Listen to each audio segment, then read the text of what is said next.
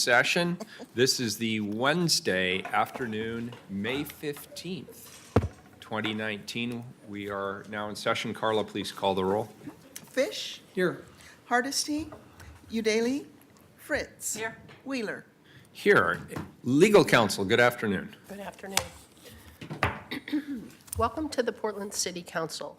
The City Council represents all Portlanders and meets to do the city's business. The presiding officer preserves order and decorum during the City Council meetings so everyone can feel welcome, comfortable, respected, and safe. To participate in council meetings, you may sign up in advance with the council clerk's office for communications to briefly speak about any subject. You may also sign up for public testimony on resolutions or the first readings of ordinances. Your testimony should address the matter being considered at the time. If it does not, you may be ruled out of order. When testifying, please state your name for the record. Your address is not necessary. Please disclose if you are a lobbyist. If you are representing an organization, please identify it. The presiding officer determines the length of testimony. Individuals generally have 3 minutes to testify unless otherwise stated. When you have 30 seconds left, a yellow light goes on. When your time is done, a red light goes on.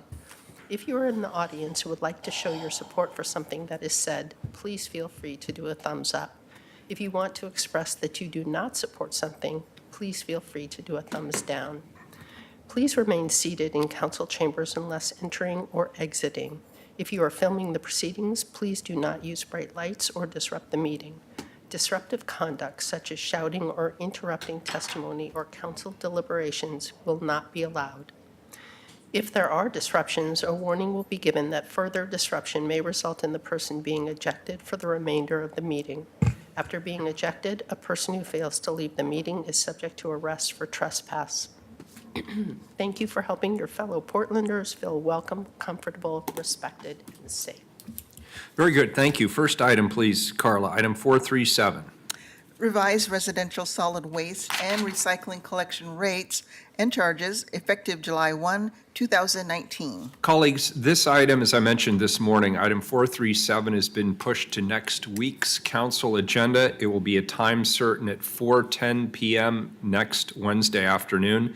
Staff at the Bureau of Planning and Sustainability have requested more time to incorporate the guidance that the administrative rules for the Portland Clean Energy Fund will provide once published. Carla, please read the next item, 438. Authorize the rates and charges for water and water-related services beginning July 1, 2019 to June 30, 2020, and fix an effective date. And colleagues, there is a bit of a typo on some of the agendas. It says that I am bringing this with Commissioner Fritz. That is not accurate. I believe it's been corrected. We'll have it fixed for the disposition. Very Sorry good. about This that. is Commissioner Fritz, and I want to acknowledge that. Commissioner Fritz. Just to acknowledge, though, you do support it, and it's I- done with your of full course I knowledge do. and consent. so Without ruining the suspense, I do indeed. This is not a protest in any way, shape, or form. Thank you very much. We are very happy to see each of the people who came today and to not have both chambers packed, which has not always been the case over the years that I've been on council. Water Bureau Director Mike Stowe will give us the presentation. Good afternoon. Good afternoon, Mr. Mayor and Commissioners. My name is Mike Stewart. I'm the Director of the Water Bureau, and I'm pleased to bring our rates to you. I'm joined at the table by Cecilia Hune, our Finance Director. In the back to bail me out if I get in trouble, I have Kathy Cook and Corbett White from Customer Service. Following both the BES and water presentation, both presentations done, we have Janice Thompson from the CUB to present. And also Ryan Kinsella is going to present the letter from the Public Utility Board. The two co-chairs couldn't be here this afternoon. And on that note, I will continue. Water revenue.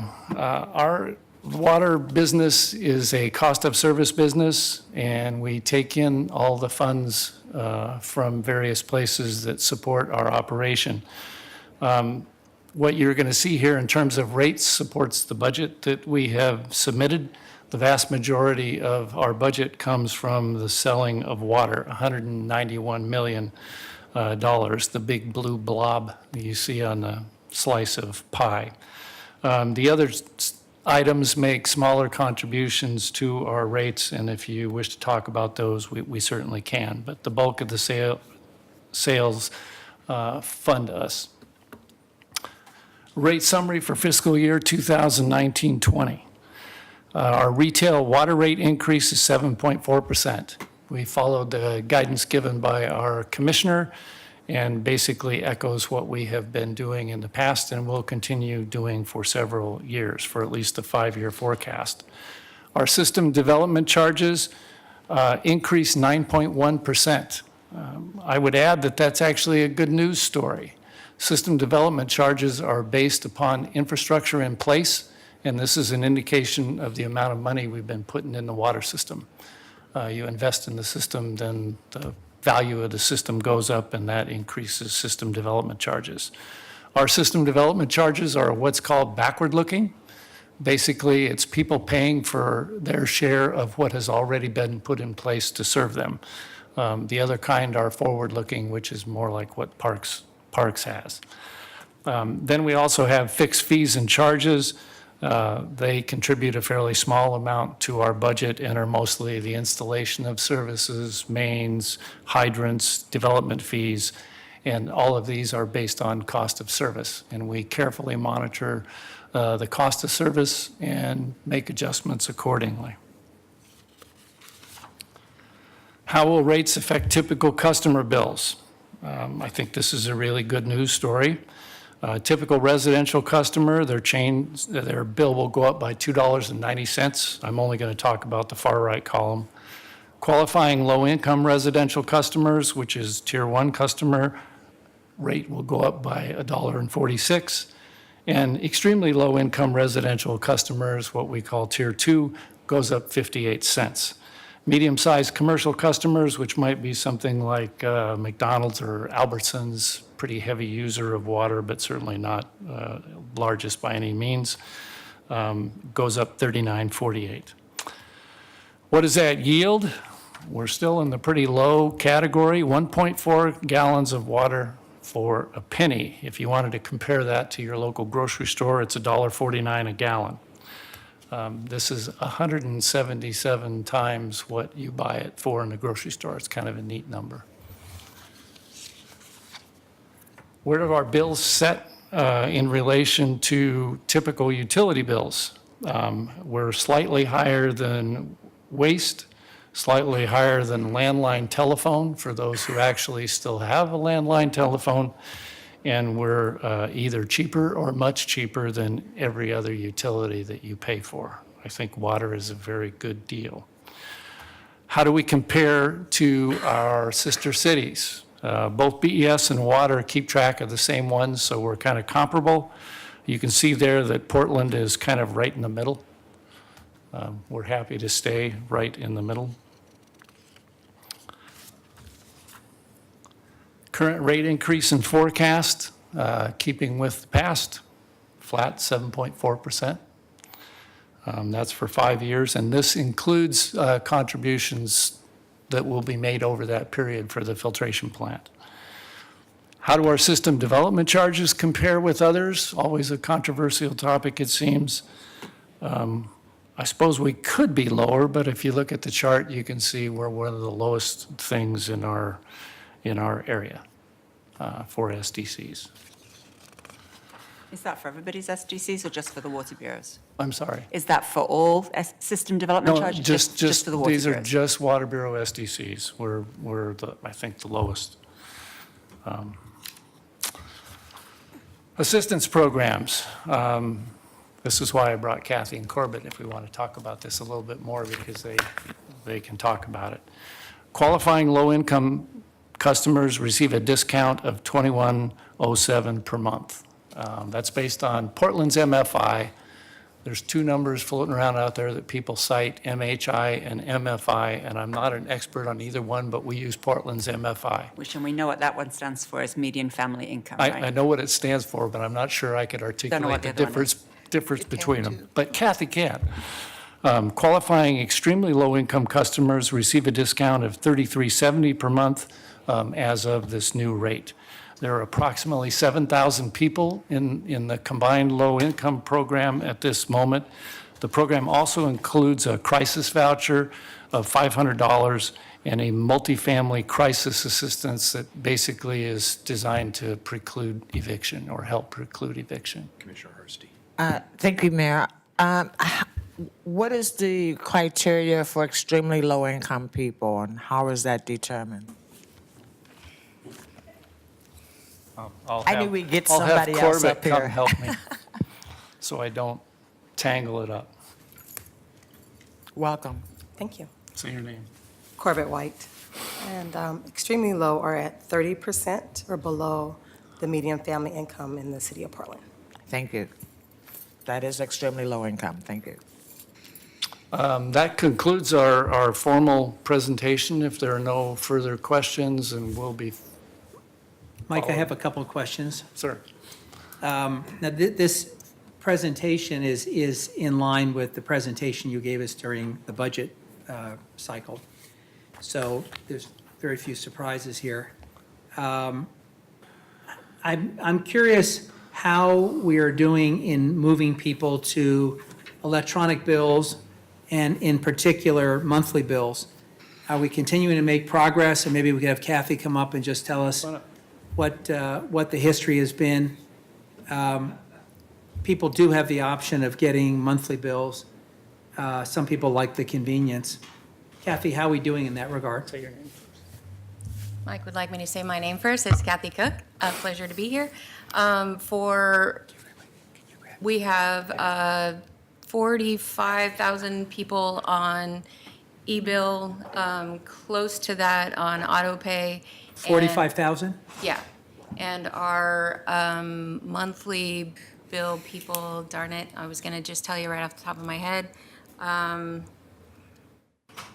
I am blanking. I will absolutely get back to you on that. That's fine. Now, that 45,000 number is a big jump, Kathy, isn't it? It is a big jump. We have had tremendous success with going with Invoice Cloud as our payment processor, and they've been very helpful in the ease of the process, and so it's been really popular. And does that particular software also allow you to send special messages to people?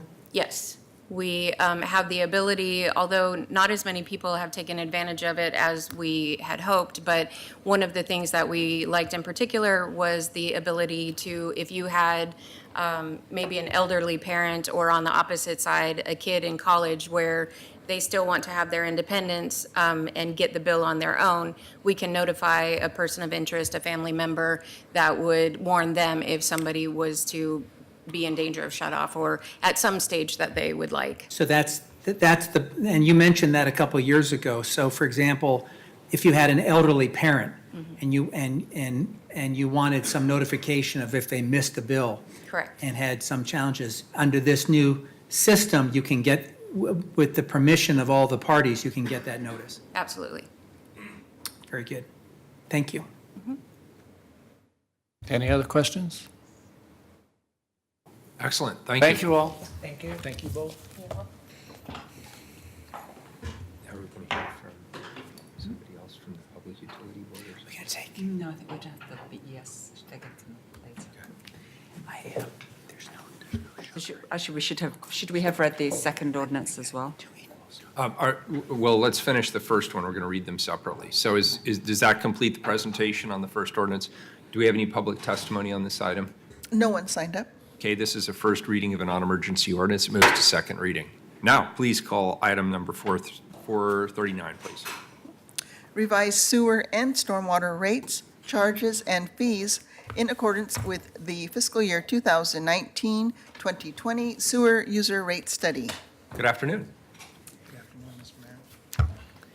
All I'll say, Director Jordan, is Commissioner Fritz noted earlier that it wasn't that long ago that this room would be filled with interested and concerned citizens about their utility bills. And it is a function, I think, about how far we've come and how much faith people have in their public utilities, that I don't even think we've had a question in our community budget forums which is also something of a record. And people did have the chance to put a question in a glass. The other thing I just want to mention, because I think it puts everything in context, is that the people that we serve with water, sewer, stormwater services get a combined bill. That combined bill this year will come in at under 5%. But it is worth noting, just for the record, that about 2/3 of your bill is sewer stormwater and about 1/3 is water. And that was a subject of great confusion a number of years ago because some of our critics talked about the water bill as if it was a single bill just paying water services and left out the fact that we're also paying for sewer stormwater services. So welcome, gentlemen. Thank you, Commissioner, Mr. Mayor, members of the council. It's our pleasure to be here today. My name is Mike Jordan. I'm the Director of the Bureau of Environmental Services. With me today is Jonas Beery, who is our Business Services Manager and guru of finance. So most of this presentation will fall to his hands. What my job to do today is to just reframe and remind the council that we were here before you about 2 months ago talking about our budget. What you will hear today regarding this rate ordinance is based on that budget. It's based on what you heard before. I don't know if we're driving here. Yeah, next one. So I just want to remind the council that our budget is based on the strategic plan that we put in place a couple of years ago. These are the values in that plan. We have tried to gear the new programmatic approach to the budget to align our programs towards these outcomes and values, and they are what drive really all of our decisions. The budget you have before you for this budget cycle was designed within that value set predominantly to enhance or maintain the levels of service we currently are delivering to Portlanders. Again, align with the strategic plan priorities, but probably that third bullet on this slide is really the most important, and that's support asset reinvestment. And I will add in the post combined sewer overflow era. This city and the Bureau of Environmental Services spent a good decade and a half intensely oriented towards solving that combined sewer overflow problem. Spent $1.5 billion nearly, and quite frankly, it sucked all the air out of the room for everything else we do. And so we have now a maintenance challenge before us that we're in about our third year of a journey of trying to get to that sustainable level of investment in the physical infrastructure that we have to make it sustainable over the long term. And that's really been one of the big focuses of this budget. The next slide just will remind you of the actual dollar amounts and what it goes for. You've heard me say this before. This pie chart is telling for this bureau. Of the $588.5 million proposed budget, 69% of it goes to capital.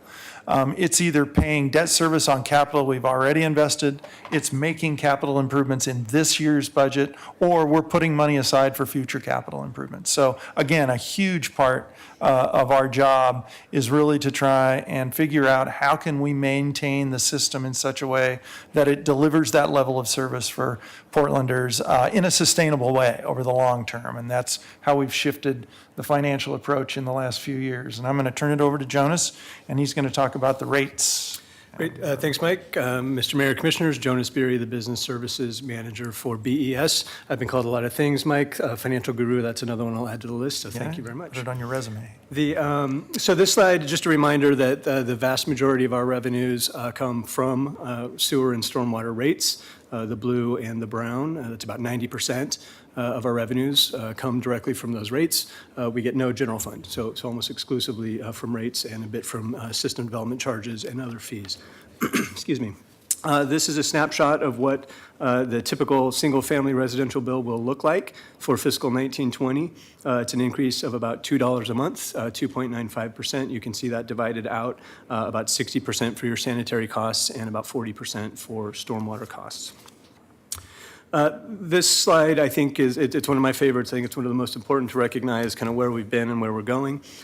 This shows a history and projection of our annual rate increases. If you extended this further back in time, 5 years, you would see increases north of 5 and north of 6%. And at that time, you would have seen rates projected that were north of 4%. And so it's an indication both of where we've come and how we've managed the financial condition of our Bureau, but also how we've managed the future financial condition of that Bureau and our commitment to keep rates below 3%. It also shows that this is the third year, fiscal 1920 will be the third consecutive year that we've delivered on that commitment to stay at increase below 3%. I've said this last year, I believe, but I'll say it again. I don't believe there's another public utility in the United States that can claim a future rate increase that low and continue to invest responsibly in infrastructure. Want to show you how we compare to our peers. As was previewed in the water presentation, we're just about in the middle. I'll also flag that if you look closely, you can see the percentage increases for the peers on the list. Most of them are above 3%. That's been a trend for a few years. It's a trend we expect to continue. So what we expect is that we will continue to compare more favorably over time as we stay the course that we're on. Is that in part because so many of our peer cities are just starting their combined sewer overflow? Yeah, Commissioner, good question. That's projects? part of it. These are not all CSO cities, but I think what it is reflective of is that we've done that work a decade ago and over the past couple of decades. So we've already baked that cost into our profile. We've also continued to invest in infrastructure rather than kind of kicking the can, and some of our peers are now just catching up to that, and that's where you're seeing some of those increases as well. I won't dwell on this. It's the exact same program and information that you saw for the Water Bureau. We participate. It's a single low-income assistance program, so we participate in that as well. You can see the impacts of both the low-income discount and the extreme low-income discount on the sewer stormwater component of the bill. The bottom bullet, I do want to flag, we have a separate and distinct discount program, the Clean River Rewards Program, which recognizes property owners who invest in stormwater infrastructure facilities on their property, and so that prevents that stormwater from going into the system, and they are eligible to receive a discount on their bill for participation in that program. Like water, we also have system development charges. Like water, they are on a reimbursement basis, meaning they pay for infrastructure that's already been built. For fiscal 1920, those were increasing at about 4 to 7%, which is consistent with what we expected last year. And you can see a couple of examples of increases on some specific examples there.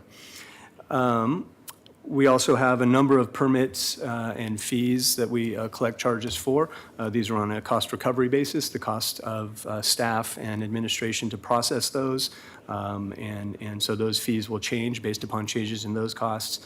You can see a couple of them, the building plan review and land use review fees increased a bit more than we might have typically expected. These increases are typically due to things like COLA and those kind of general fund overhead increases. A couple of these increased a bit more than in prior years due to impacts of the reclassification exercises that recently occurred, and then some expansions to those services. So I want to flag those for you. Last slide just kind of summarizes both the water presentation and sewer. Here you can see the combined bill for a typical single-family residential customer, the green being the BES component, blue being the water component, and you can see that combined increase for fiscal 1920, about 4.5%. That equates to about $5 monthly or $15 for a quarterly billed customer. And that is the end of our presentation. Very good. Any questions? Public testimony on this item, Carla? No one signed up. Very good. And if I may, I believe we have some invited testimony. Oh, yeah, sure. Bring them up.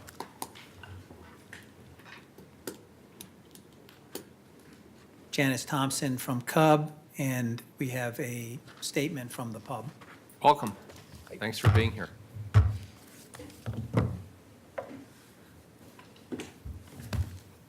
By the way, I think one of the reasons we've seen less drama over the past few years is we have two separate oversight bodies which report to us on a regular basis, but are part of this budget process. and tell us, give us specific feedback in terms of the presentations. Janice, you want to go first? Sure. Janice Thompson, Oregon Citizens Utility Board, or CUB. First comment actually applies to both bureaus, and it relates to staffing level for the Portland Utility Board, which you're going to hear from via Ryan. Just a bit of background is that, like all bureaus, both the Water Bureau and BES, through the general fund overhead model, contribute to the city budget office, which does analysis for the city council. However, in addition, both bureaus pay for the staff person for the Public Utility Board. That person has to be housed somewhere, and that person is at CBO. But they do analysis for the pub. This recommendation and reconfiguration of this Public Utility Board was linked to a Blue Ribbon Commission that met in 2014. CUB was a member on, and we definitely supported this this reconfiguration of the pub with the staffing capacity. However, at the March council budget sessions, I did express concern about a 50% increase from a 1 FTE staffing level to the 1.5 FTE that was proposed by CBO in its own budget related to this pub staffing.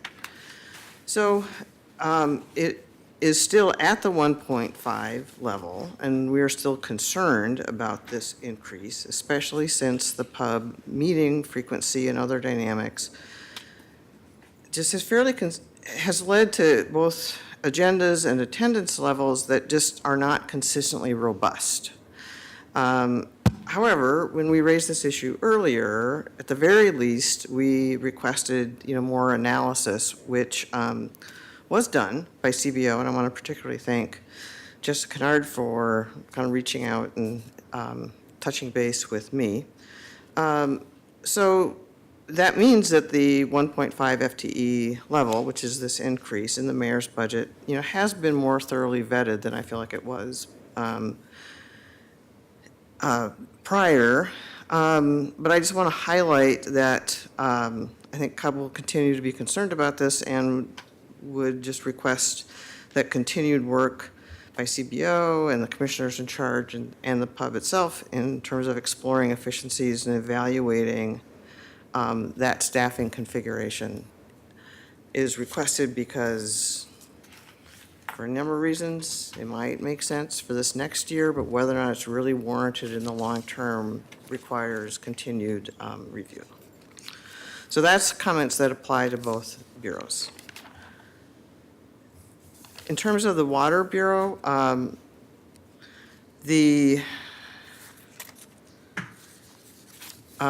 one issue that CUB has consistently expressed concern about relates to our not supporting use of ratepayer money for decorative fountains. In our view, that's a decorative function. Just because it uses water does not constitute to us thinking that it's an essential element of a water system. So this has been kind of a repeat comment, and our understanding was that $600,000 in the Water Bureau's budget for maintenance of these fountains was going to be a one-time occurrence in last year's budget, the budget cycle that we're currently in. So it is disappointing to see this, what was supposed to be a one-time thing, repeated again. At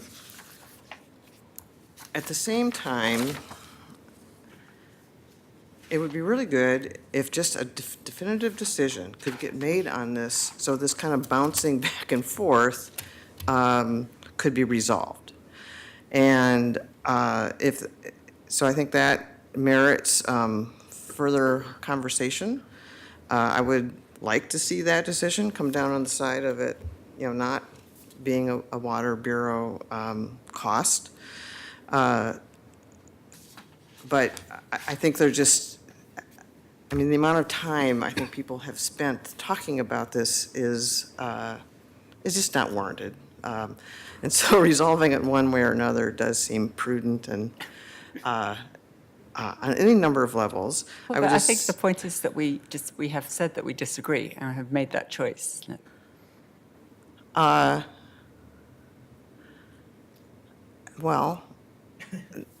when I was told that something was going to be a one-time thing, I don't think there was a complete, so, again, it could well be, it's a matter of opinion, and it's already been decided to be a certain way.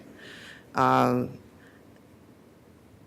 in that case, I think aligning the maintenance dollar allocations and the allocation of control of those assets would make sense, because I think that's a little bit of the rub here, is that there's not current alignment in the way that you've mentioned.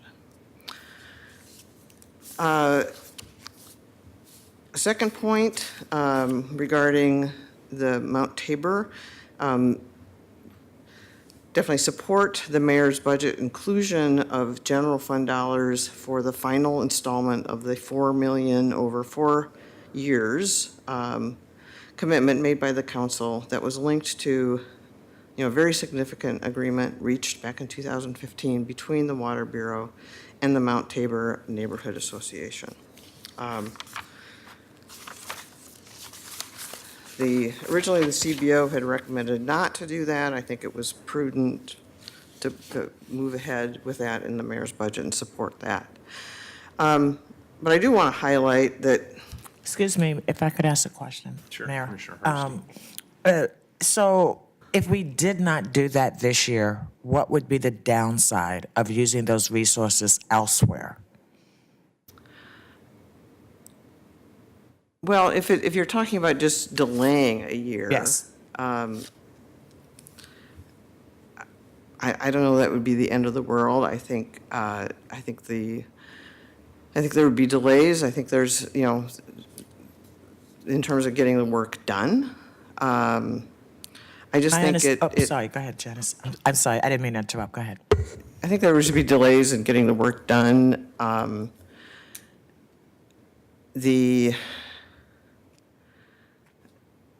I think it continues to open this door of like, well, maybe it doesn't have to be general fund money, which I think it should be general fund money. And I think it could potentially just undermine, like I say, this kind of, challenging resolution of issues. Would it be the end of the world? No. Yeah. Thank you. So regardless of the exact timing, however, I do want to just highlight, thinking ahead to the future about what comes next. I mean, for example, that 2015 resolution did include the possibility of the city council considering a $1.5 million allocation to replace some existing non-historic lighting. That has not moved forward. It was only, a may consider, not have to consider item. CUB, just doesn't see the logic of using Water Bureau funds for that purpose. But this, just as it might come up in the future on that conversation, there's probably going to be other historic preservation issues come up up on Mount Tabor. And I would just argue that now is the time to just put those concerns into instead of having like a little Mount Tabor bucket where those concerns are addressed, put those historic preservation budget requests into a citywide context, which seems just kind of general prudent public policy at this point in time, given that a certain kind of hurdle has been achieved, but it also seems good from an equity perspective. But I just want to highlight that as being something that CUB will continue to monitor in terms of, use of ratepayer money for functions that are just not integral to the system, and that could include the, potential ideas in the future related to historic preservation. A final comment related to the Water Bureau is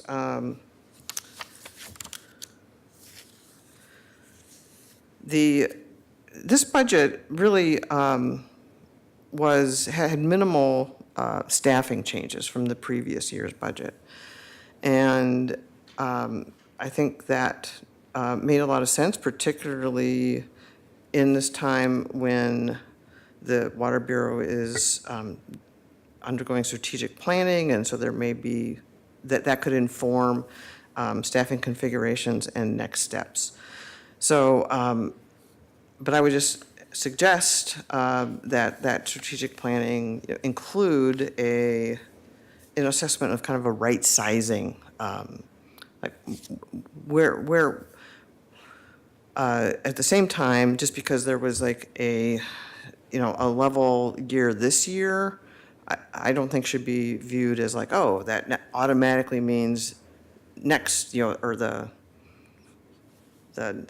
I guess it's 2021 at this point, that budget year can also be level. But nevertheless, I think some right-sizing conversations, I assume, but I would argue really should be part of the strategic planning discussion. So those are the comments in terms of what ended up and didn't end up in the Water Bureau's budget, and some thoughts about kind of some of the things coming next. Great, that's excellent feedback. In terms of turning now to the Water Bureau, or BES, we gotta get the right piece of paper.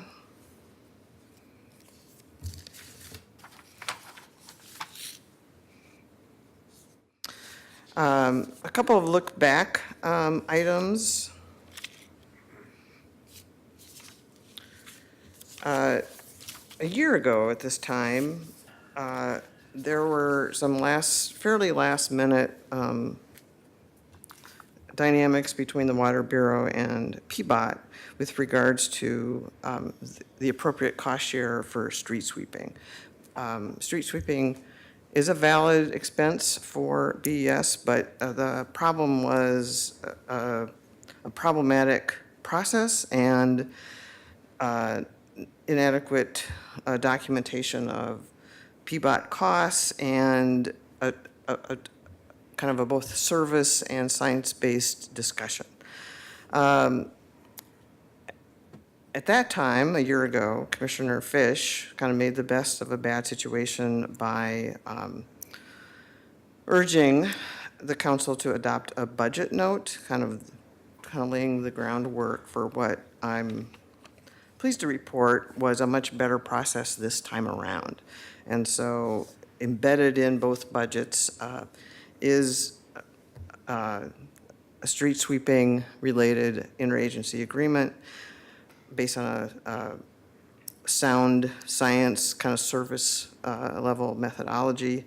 And I think that's a very helpful step forward in terms of, and want to thank both BES and PBOT for that effort. In terms of moving forward, I also think BES, and it has done a strategic planning. However, it's now doing some important work in terms of staff reorganization potentials and things like that. And I think kind of a right sizing conversation is urged in that regard. Superfund is always a big deal for BES, and I will be coming back to listen to the 4 o'clock presentation on that.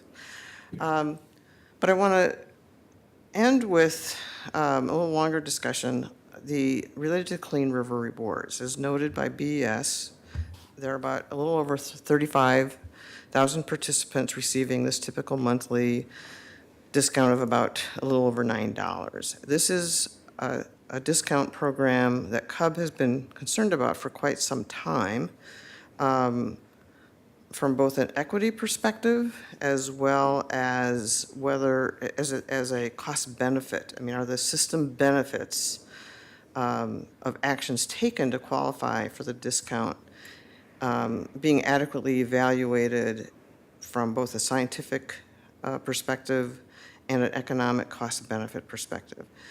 Just to highlight the equity issue, one factor in somebody qualifying is relates to trees and the number of trees.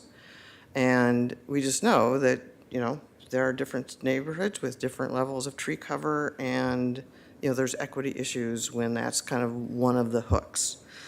Until now, however, the catch has been BS wasn't far enough along in its stormwater system planning to quite have the information it needed to do, this analysis. So that actually has meant that along the way, I've been very supportive of the Bureau doing that work and have requested, periodic briefings. So I'm kind of trying to keep up on that. So that's kind of that's kind of an ongoing set of planning. But it had just gotten to the point where it seemed like, okay, now we have enough data that we should really be able to dive into this. That then dovetails with another topic that I've been kind of identifying and saying, oh, this is coming, relates to updating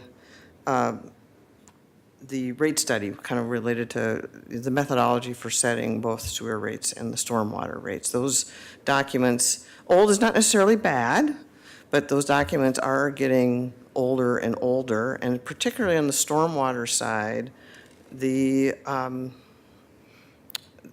just been enormous changes in terms of sophistication, in terms of stormwater management tools, and so finally, just in this last year, it was like, okay, the stormwater system planning seems like it's getting a critical mass of data.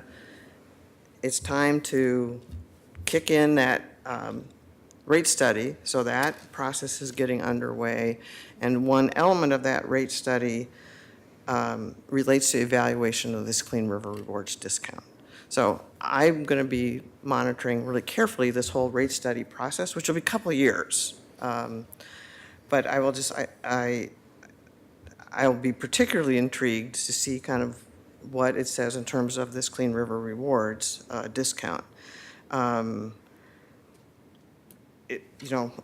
approaching it with an open mind. It may be that it kind of checks out, but if it doesn't, CUB would be very open to modifying it or even possibly phasing it out. But, in terms of trying to think ahead and what this group might be faced with, I think it's probably fair to say that if it is phased out in the future, there would be some interesting political dynamics that would come before you. But that's coming, and I think it is a very important discussion that, hopefully is now going to be informed by the stormwater system planning work, having gotten to a certain level of doneness, if you will, coupled with this, it's now time to do the rate study and, but with regards to the Clean River Discount Program, it just could mean some interesting future dynamics. And with that, that's. Mayor? Commissioner Fish. This morning, when we took up the service coordination team, we acknowledged that was the brainchild about 10 years ago of Commissioner Randy Leonard. And I just want to acknowledge that the idea behind inviting the CUB in to be a watchdog for our residential ratepayers was Commissioner Steve Novick. And we're the only public utility that they provide that level of oversight over. Their primary work is doing oversight over private utilities, and I just want to acknowledge how grateful we are for the partnership. Thank you. Good afternoon, City Council. My name is Ryan Kinsella. I'm with the City Budget Office. I'm standing in today for the Portland Utility Board Analyst, which supports the Portland Utility Board but is housed in the City Budget Office. The chairs of the Portland Utility Board have provided the following testimony that I will read into the record on their behalf, and then paper copies have also been distributed. Thank you. The pub serves as a citizen advisory body for the Portland Bureau of Environmental Services and the Portland Water Bureau. The public utilities make up approximately 20% of the total city budget, and the pub was created to provide year-round oversight and recommendations to the mayor and the council for the water, sewer, and stormwater utilities. Each pub member invested substantial time over the past 8 months reviewing the proposed program offers, operating budgets, major additions, and adjustments to the 5-year capital improvement plans, decision package, and the city budget office analyses for both bureaus. The pub wants to take this opportunity to publicly thank both bureau directors and staff that have dedicated time to provide clear information and support pub through our budget review process. Overarching themes of the board discussion on the bureau budgets included concerns with the overall affordability of the utilities, the capacity of both bureaus to deliver the ambitious capital programs envisioned, and the importance of performance metrics that are still under development. There was just one decision package to consider, a request from the Portland Water Bureau for the required preservation work at Mount Tabor. The pub is supportive of the mayor's proposal to continue to fund the final year of the commitment with general fund dollars and avoid any rate impacts for this project. With the shift to program offer budgeting, the bulk of the pub time was spent understanding the base budget within this new framework. And there were three key issues to highlight. First, I'll touch upon the issue of affordability. The combined rate increase in the mayor's proposed budget is 4.5%, and although consistent with council direction, the pub remains concerned that the ongoing annual increase outpace inflation year after year. At the current planned rate increase, the utility bill will increase another 20% by fiscal year 2024, up to approximately $424 for a typical single-family quarterly bill. We are concerned about the impact on ratepayers, and particularly those most vulnerable. Pub is very supportive of the low-income discount program to mitigate some of that concern. The program that started last July provides a good foundation and a model to follow. The pub advocates for a good data collection and program evaluation later this year to ensure success and identify areas for the enhancement to maximize the impact. The challenge of affordability for multifamily units is a broader city concern that cannot just be addressed by the two utility bureaus. All council and other city partners need to be thinking about a holistic approach to get at affordability for multifamily units. Next, I'll briefly discuss the monitoring of staffing levels. The new budget process does not require FTE changes to be discrete decision packages. However, the pub noted an increase of 20 positions within the BES requested base budget. Some of the increase this year is a shift from contracted work, and pub supports addressing the capacity gap to deliver on capital projects. Pub is not debating the need for specific position changes requested. However, there is a general concern for the long-term impacts on the financial plan with the risk of a slowing economy that could impact revenues needed to support the new ongoing staffing expenses. Staffing levels will be an area the pub will continue to monitor for both bureaus as it impacts rates and affordability. Finally, I will discuss the need to focus on performance metrics. A critical priority for the pub is an early development and implementation of meaningful and measurable performance metrics to monitor success of the programs at the Water Bureau and in the Bureau of Environmental Services. The pub recognizes that the Water Bureau is in the midst of a strategic planning effort that impacts metric development, and environmental services working to align metrics with their strategic plan and equity plan. Both bureaus are also working through the shift to the program offer budgeting. However, the effectiveness in both bureaus depends on developing a budget process that includes key metrics that can be used to evaluate services and program offers against measurable outcomes. It was challenging for PUB to evaluate program offer budgets in the absence of performance measure data, and we are committed to working with both bureaus in the coming months to support the development of effective metrics to track programs and impacts of decisions.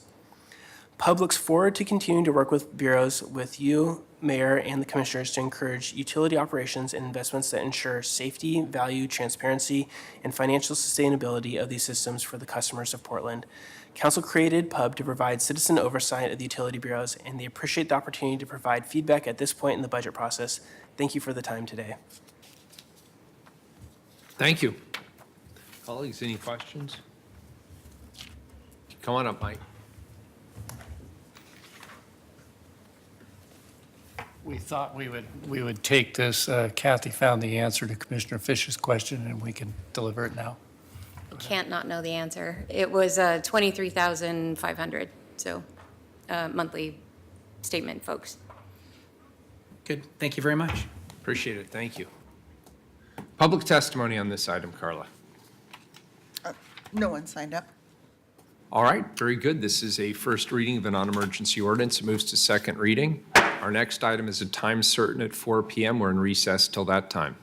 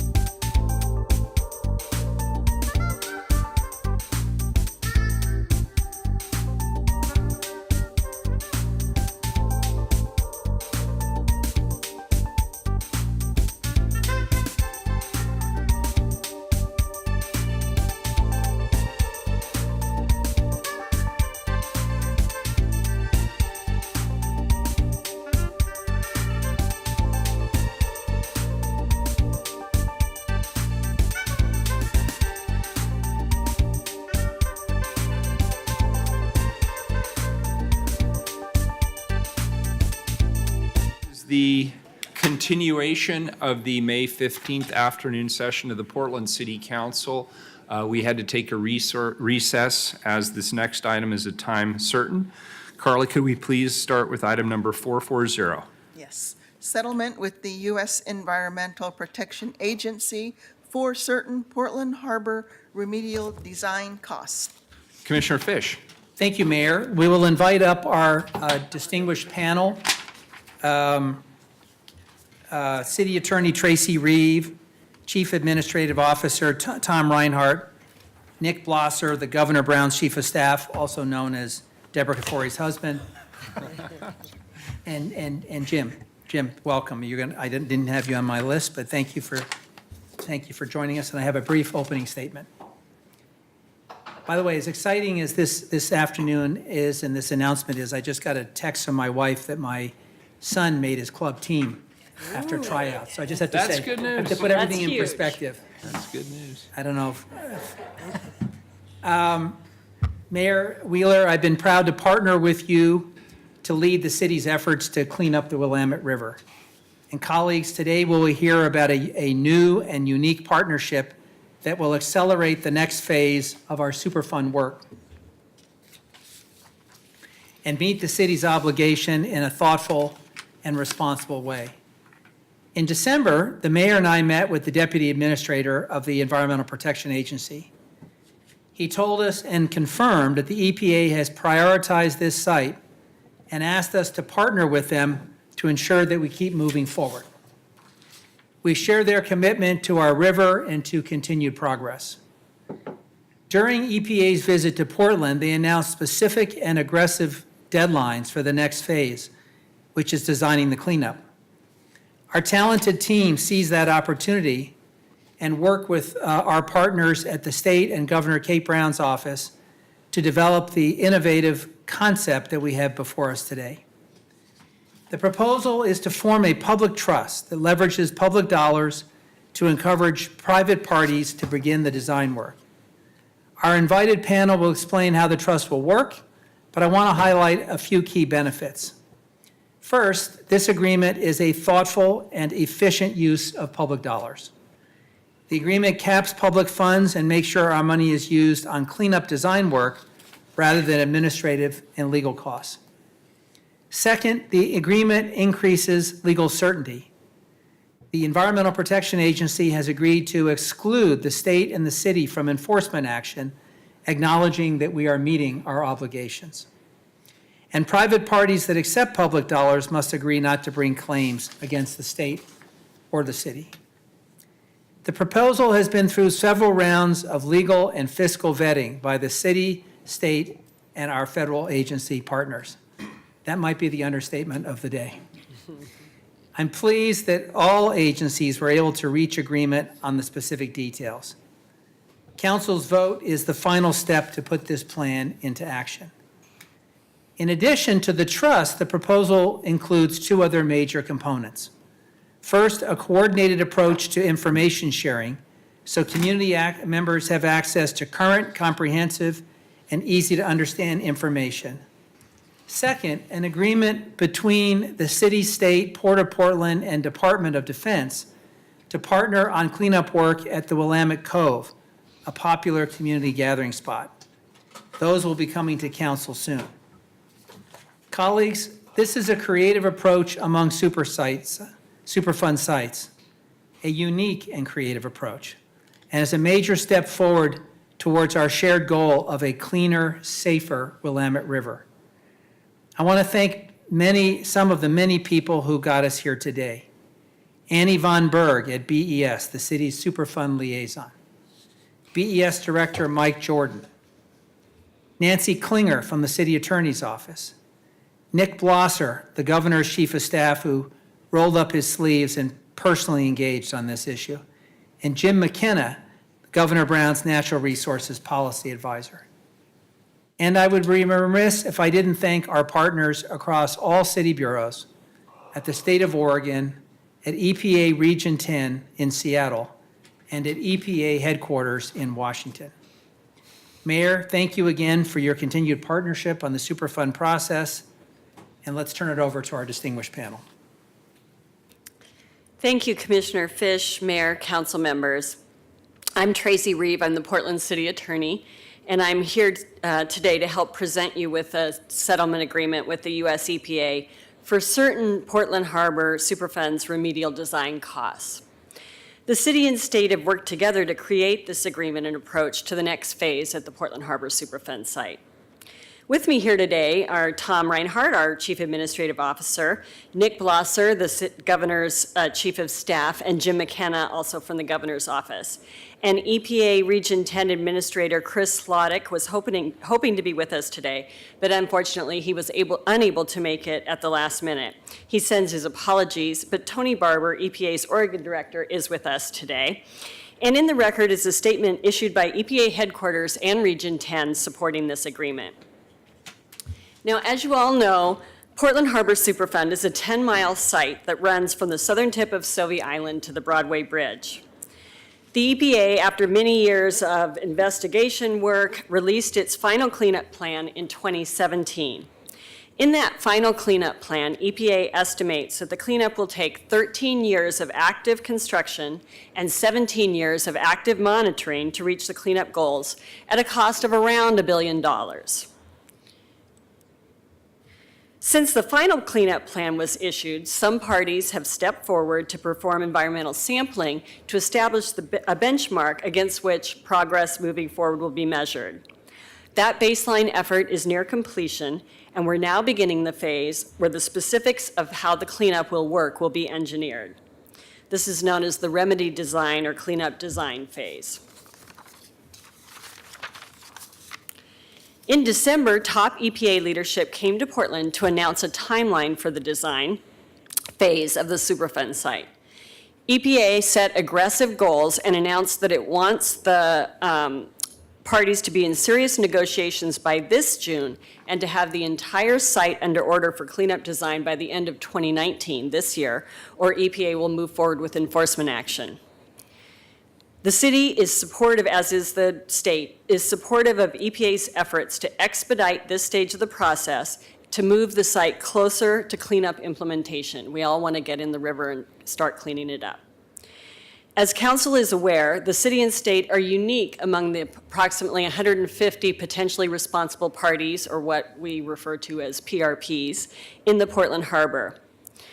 Neither the city or the state are a single industrial site. Rather, we are PRPs because we touch the harbor in many different places where we have provided public services. And as you know, for the city, that's largely our sewer system, stormwater system. The result is that we have potential legal obligations scattered throughout the entire Portland Harbor Superfund site. As a result of that, and in order to avoid being actively involved in designing the cleanup throughout the entire harbor, we've reached a potential agreement with EPA that will help address the city's and the state's legal obligation for cleanup design and will also help us avoid enforcement action. In the agreement that's before you, the city and state would each contribute up to $12 million into an account that is dedicated to move cleanup design forward for the entire Portland Harbor Superfund site. Through the agreement, the city and the state are each offering $80,000 per acre of any sediment management areas identified in the cleanup plan as needing active cleanup, either capping or dredging, that is not already under an EPA order for design. By pooling our public resources, we leverage and expedite action at a larger scale, and that's one of the most exciting aspects of this settlement agreement. To receive the funds, the parties must sign an agreement with EPA this year that obligates them to do 100% of the design work for the area for which they're signing up. Those parties that accept the city and state funds must also agree not to bring claims against the city or state to recover design costs for those areas. In exchange for this investment, EPA has agreed that the city would not be subject to enforcement through June of 2020, regardless of whether parties agree to the funding offer for their areas. And of course, our hope is that they will. It is important to note that this is not a full settlement of claims. It provides the means for the city to resolve its liability for contributing to the design phase as to those parties who elect to accept our funds. This only goes to design. The actual cleanup work itself is a future step. Through this agreement, the city and state do three important things. First, we reduce the possibility of EPA taking legal enforcement action against the city and state for this phase of the project. Second, we reduce some of the legal and financial uncertainty for this phase of the project, and as more areas accept the offer, that reduction in uncertainty is heightened. That's a terrible way to put it, but we get more certainty the more people take our money. Third, we maximize the benefit of public dollars by ensuring that funds go directly to cleanup design work by those that should be doing the work while avoiding high administrative costs on the part of the city and state who would otherwise have to be involved in all of the areas. Here's a brief overview of what we have proposed. The city and the state will each, in fiscal year 1920, contribute $6 million to a trust, and that's the first pool that you see there. As parties sign up to participate and to take on the cleanup responsibility for a given area, that money then flows into the EPA special account. And those parties get 50% of the funds when the EPA approves their cleanup design, and the other 50% you see coming out of the bottom when the work is completed for the site. The money only goes from our trust into the EPA special account, other than an initial $1.5 million seed money, if you will. The rest of our funds only moves in as parties sign those agreements and are obligated to do the work. Okay, I will now pass this over to Tom Reinhardt, who's going to discuss some of the policy benefits of this approach. Thank you, Tracy. Good afternoon, Council. For the record, Tom Reinhardt, Chief Administrative Officer. Council, this is a responsible approach to a complex and expensive project. I've worked closely with the Bureau of Environmental Services, the lead bureau for the city on this effort, thank you, BES, to prepare for this stage of the process and lay the groundwork for the long road ahead as well.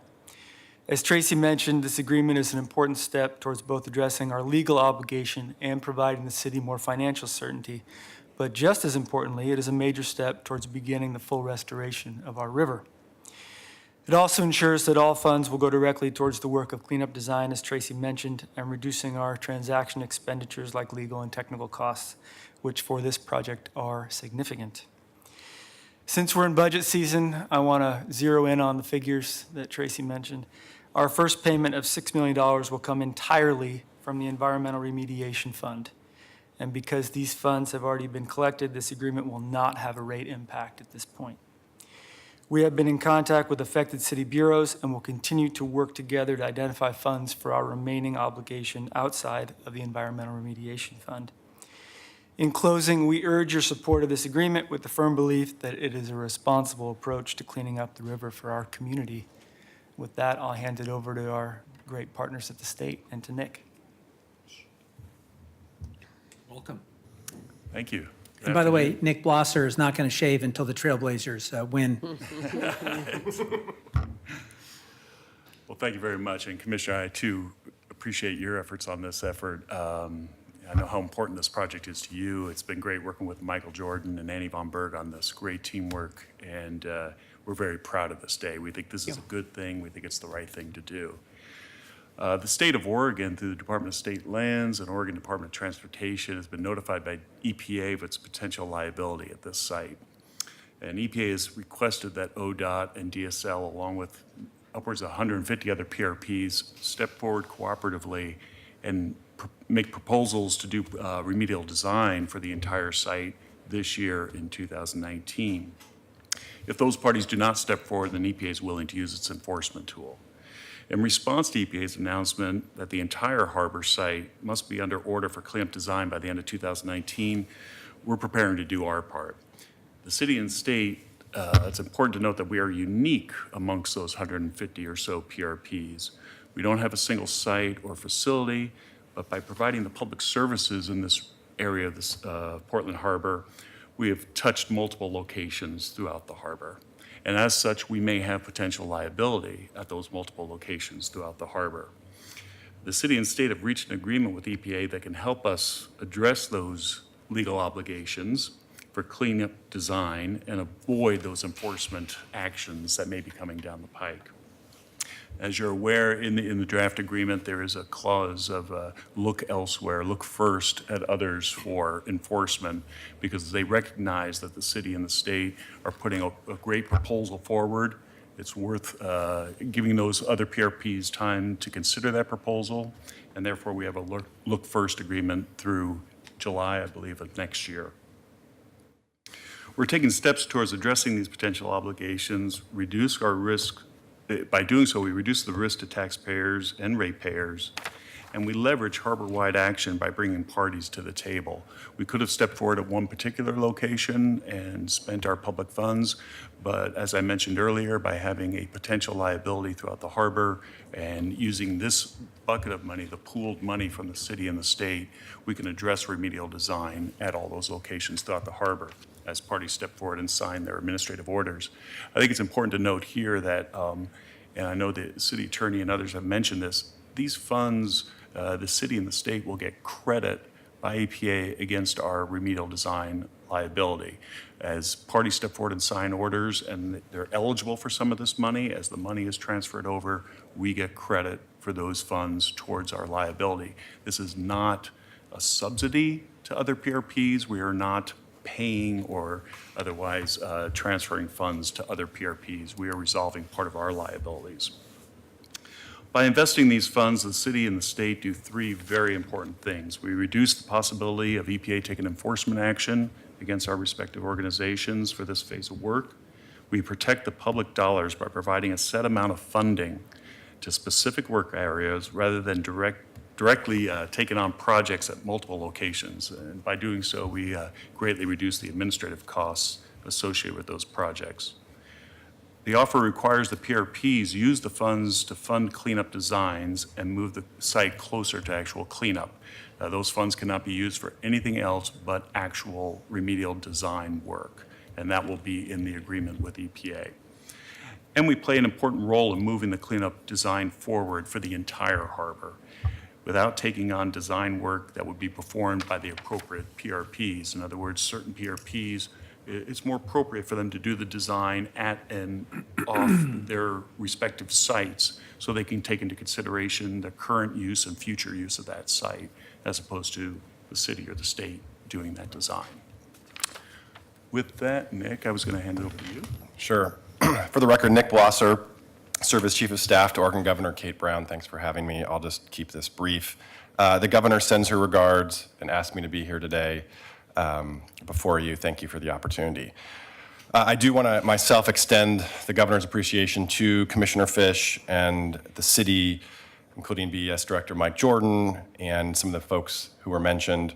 It's been tremendous work to get this partnership this far.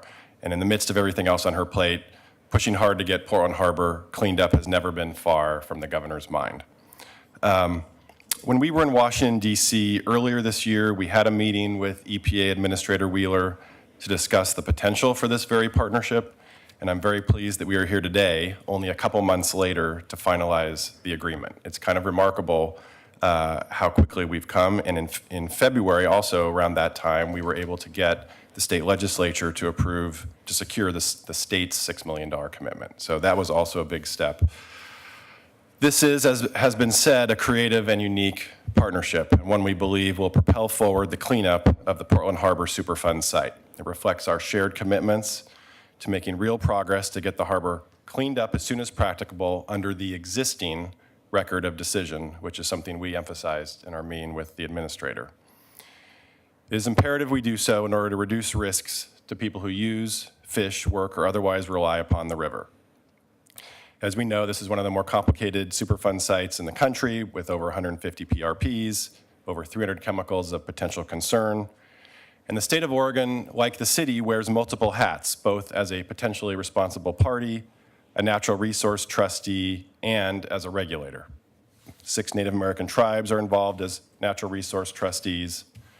And complicating that, adding to the complication, ESA listed salmon restrict in-water cleanup work to just 4 months per year.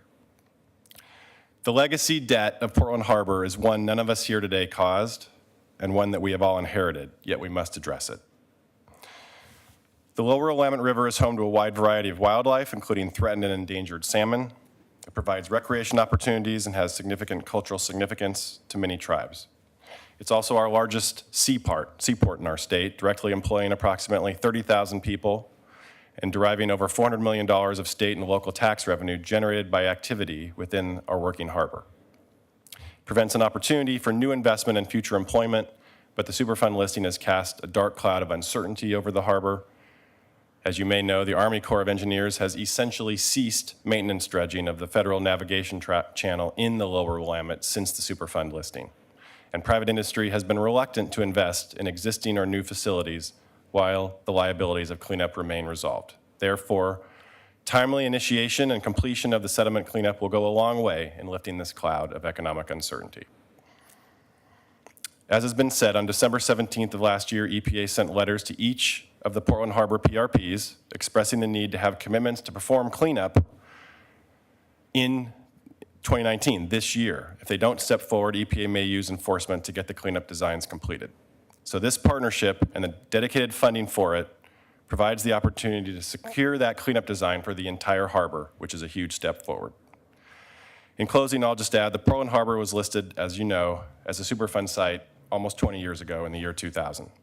It's time to bring closure to investigations, to complete the design work and move forward with actual cleanup, which we all want, to reduce health risks, improve environmental conditions for people and wildlife, and at the same time create the opportunity for significant economic and commercial endeavors in the heart of the state's biggest city. Thank you again very much for the partnership and the opportunity to be here today. Thank you. Thank you. That completes the formal presentation, Mayor, and we can take council questions, and then I may even have people here to testify. Any questions, colleagues? Public testimony. Carla's running to get the list. I know there were at least 2 people that I saw signed up on the list.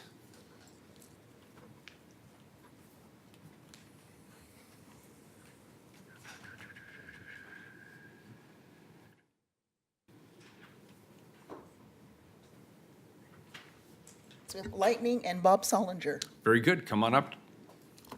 3 minutes each, please. Name for the record.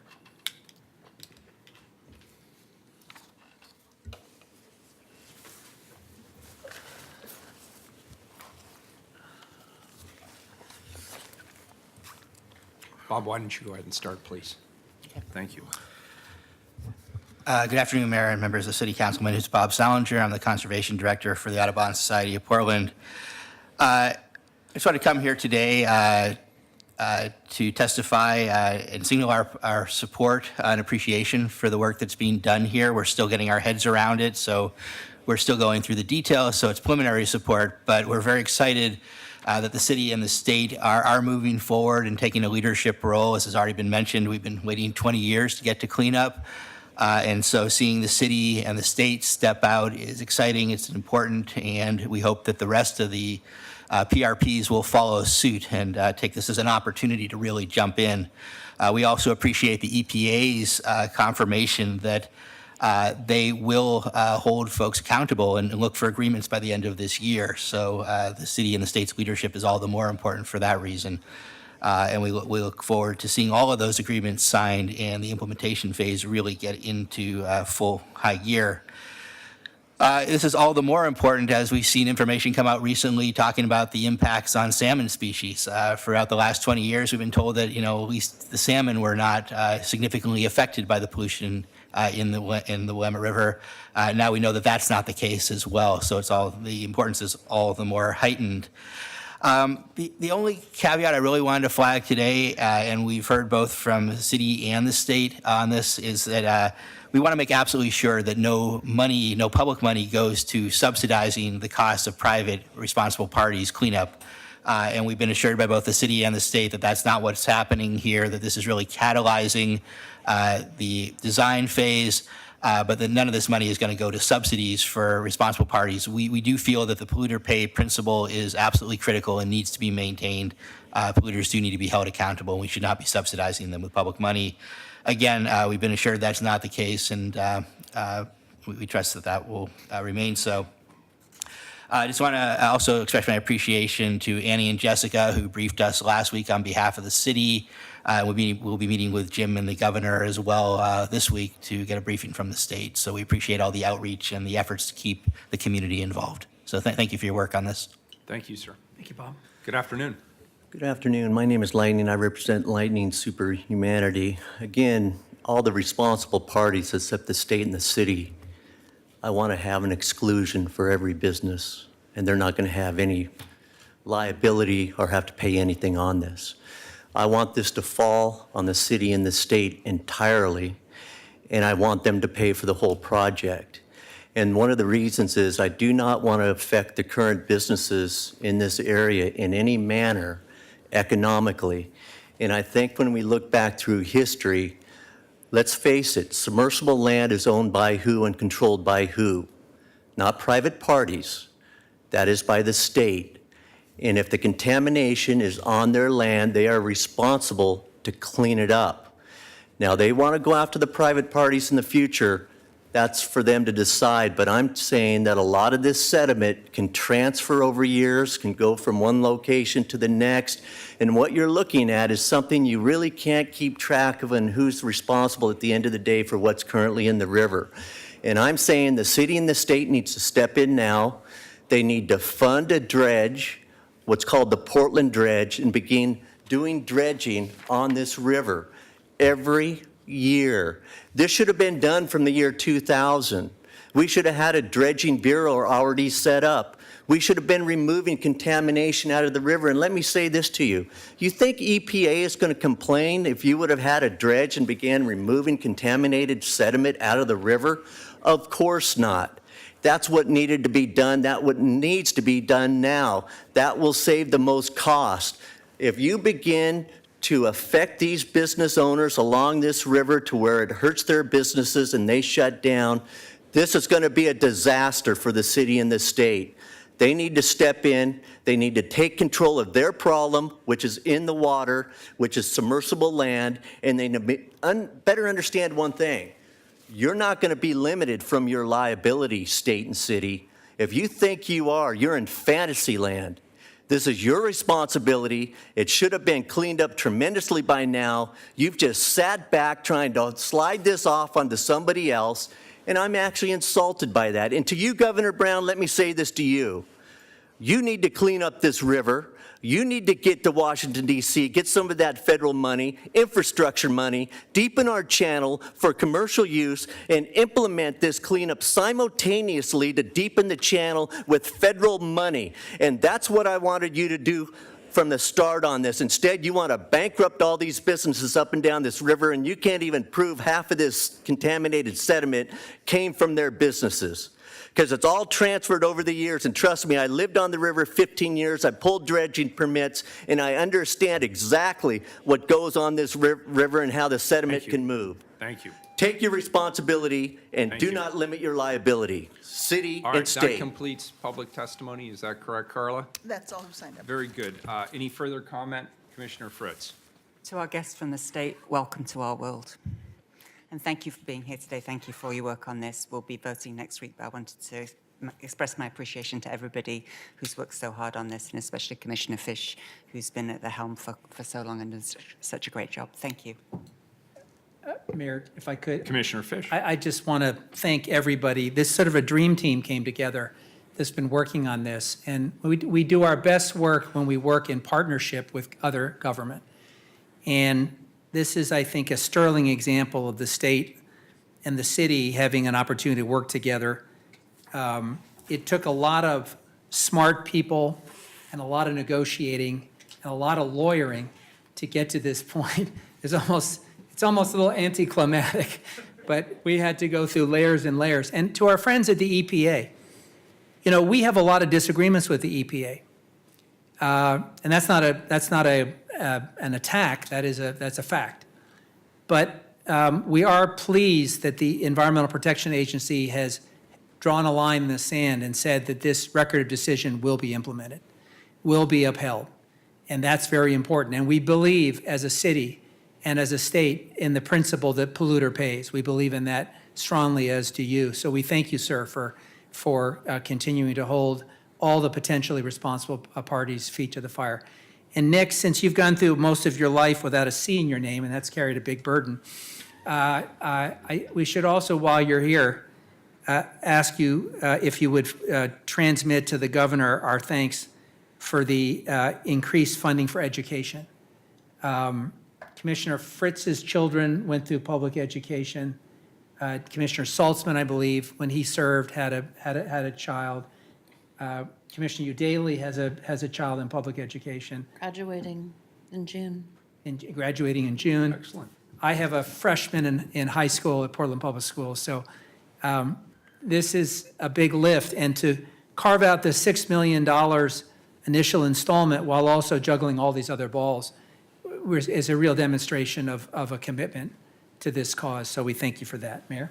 I just want to say a couple of things briefly. First of all, I want to thank Commissioner Fish, and I want to thank his team for their incredible work on this. I would like to thank all of the city bureaus who have worked so hard on this. Mike and BES, we have everybody here from the finance team, from the chief administrative officers team, from the legal team.